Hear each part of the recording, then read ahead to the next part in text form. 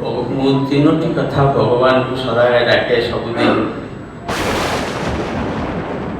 Bathroom ପରେ ଠାକୁର ଘରକୁ ଯାଏ, ଡ୍ରେସ୍ ହେବା ଆଗରୁ ଭଗବାନଙ୍କୁ ତିନୋଟି 2 ସେକେଣ୍ଡ 3 ସେକେଣ୍ଡ ଲାଗେ ମୋତେ କହିବା ପାଇଁ, ହେ ଭଗବାନ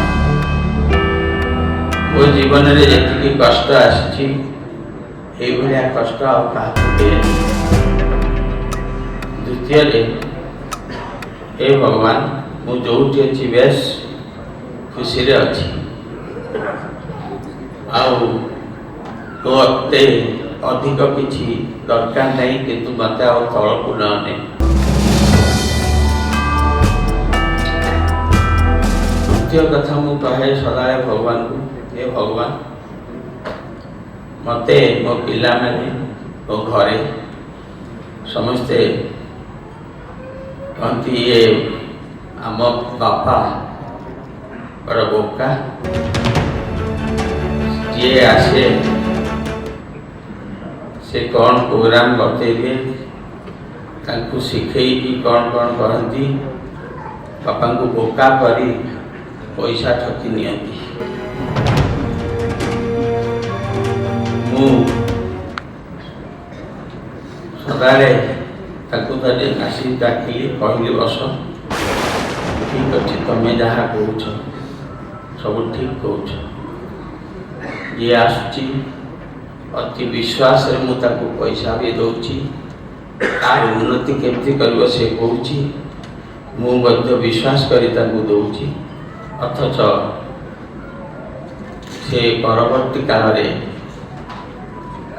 ମୁଁ ଠକାମିରେ ପଡ଼ୁଛି। ଏଟା ସତ କଥା, ବହୁତ ଲୋକ ସେମିତି କରିଛନ୍ତି ମୋ ଏ ଜୀବନରେ। ସେଥିପାଇଁ ମୁଁ ଘରେ ପୁତ୍ରମାନଙ୍କୁ ବି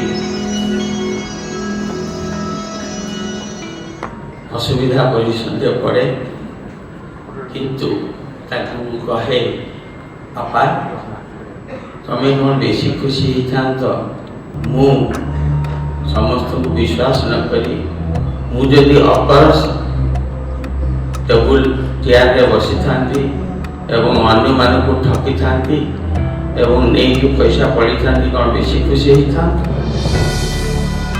ସେଥିପାଇଁ ମୁଁ ସଦାବେଳେ ଭଗବାନଙ୍କୁ କହେ, ହେ ଭଗବାନ ତୁ ମୋତେ ଏତେ ପଇସା ଦେ, ଏତେ ପଇସା ଦେ, ମୁଁ ସମସ୍ତଙ୍କୁ ମୋତେ ଏମିତି ସମସ୍ତେ ଠକି ନିଅନ୍ତୁ, ମୁଁ କାହାକୁ ଠକେନି କି ମୁଁ ମିଛ କହିନି, ମୁଁ ମୋ ହାତ ପେଟରେ ଏମିତି। ଏଇ ତିନୋଟି କଥା ଯାହାକୁ ଭଗବାନ ବୋଧେ ମୋତେ ଆଜି ପର୍ଯ୍ୟନ୍ତ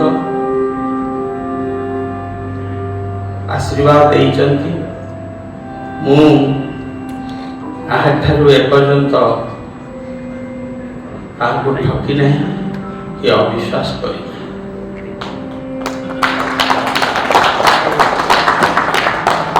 ये सब खाली भगवान का आशीर्वाद नुहे, जो लंबा लिस्ट कथा कहली तांकर मध्य आशीर्वाद। मु चाहे तांकर आशीर्वाद समस्त का आशीर्वाद एमती थाउ, एवं मु जदि किछि करि पारे कहा पई एवं तांकर ऋण सुझी पारे जोटा कि असंभव, मु निजको निजे धन्य मन करी। धन्यवाद।